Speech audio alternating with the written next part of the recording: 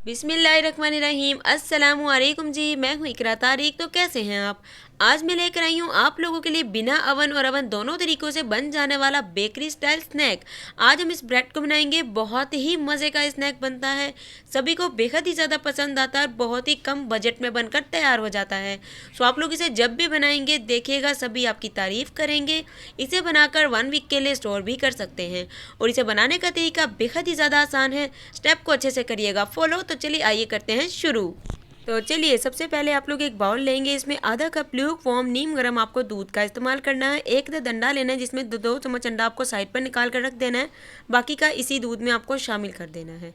सो अब आप लोगों ने इसमें आधा चम्मच नमक का इस्तेमाल करना है, 1 चम्मच इसमें शुगर पाउडर इस्तेमाल करना है।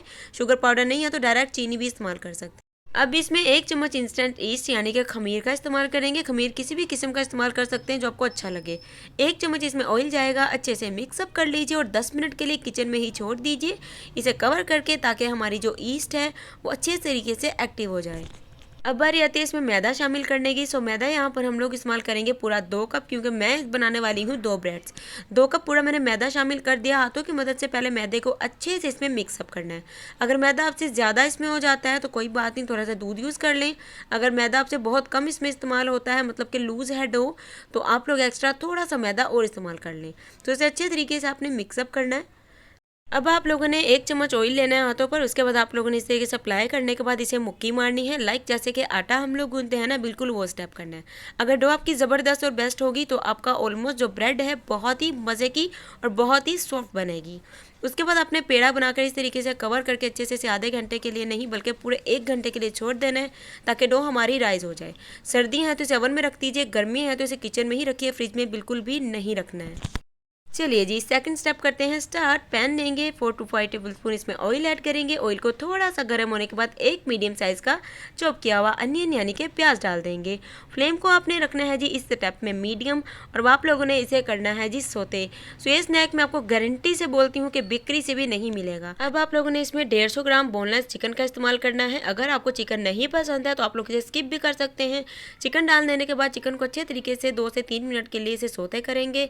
उसके बाद इसमें जाएंगी वेजिटेबल, एक मीडियम साइज़ की शिमला, एक मीडियम साइज़ का टमाटर, एक मीडियम साइज़ की गाजर।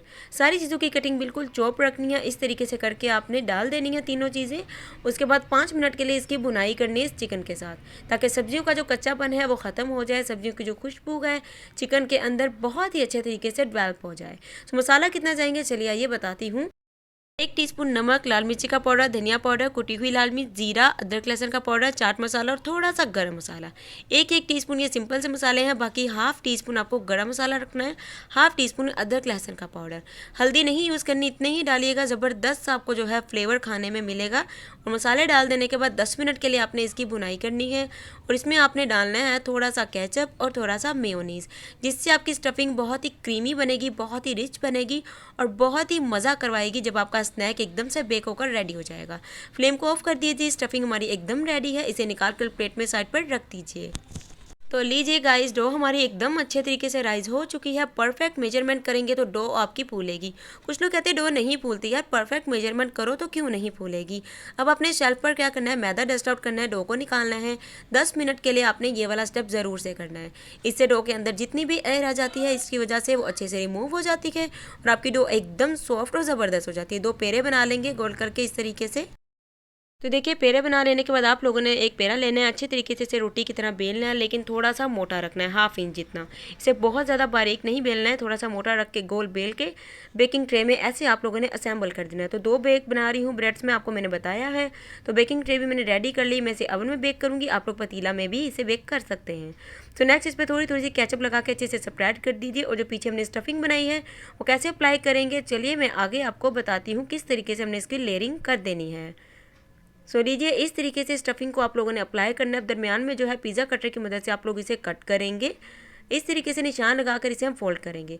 ओवन में बना रहे हैं तो 180 डिग्री सेल्सियस पे ओवन को 10 मिनट के लिए गर्म करिए और इसे ओवन में 30 मिनट के लिए बेक कर लीजिए। पतीले में बेक करना है तो पतीले को 10 मिनट के लिए गर्म करने के बाद आप लोगों ने पतीला में से पूरे 40 से 45 मिनट के लिए बेक करना है।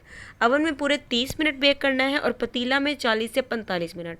इस तरीके से रेडी करने के बाद आप लोगों ने अंडा लेना है, ब्रश की मदद से अंडे को अच्छे तरीके से अप्लाई करना है इस वाले पोर्शन में, जिस तरीके से मैं आपको करके बता रही हूँ।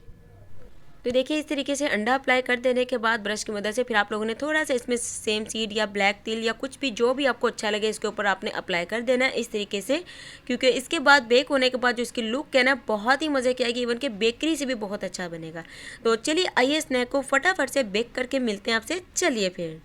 तो लीजिए गाइस स्नैक हमारा एकदम बेक हो चुका है, अभी से नहीं छेड़ना है, एकदम ये गर्म है, थोड़ा सा कूल होने दें। उसके बाद नीचे से जितना भी एक्स्ट्रा मैदा है नाइफ़ की मदद से आप लोग इजीली इसे रिमूव कर लीजिएगा। अल्हम्दुलिल्लाह माशाल्लाह माशाल्लाह तैयार है हमारा मज़ेदार ज़बरदस्त बेकरी स्टाइल स्नैक। अगर आपको इस स्नैक की आज की रेसिपी अच्छी लगी है, वीडियो को फटाफट से ठोक दो लाइक और कर दो फटाफट से शेयर और कर दो चैनल को सब्सक्राइब। कर दिया तो आपकी बहन करती है दिल से एकदम से शुक्रिया। सो आप लोग इसे ज़रूर से ट्राई करना, आई एम हाईली रिकमेंडेड कि ये बहुत मज़े का बनता है। जब भी मैं इसे बनाती हूँ सभी को बेहद ही ज़्यादा पसंद आता है। सो आप लोग इसे ज़रूर से ट्राई करना। मिलेंगे एक और ज़बरदस्त रेसिपी के साथ, रखिएगा अपना बहुत सा ख्याल। अल्लाह हाफिज़, टेक केयर, बाय बाय।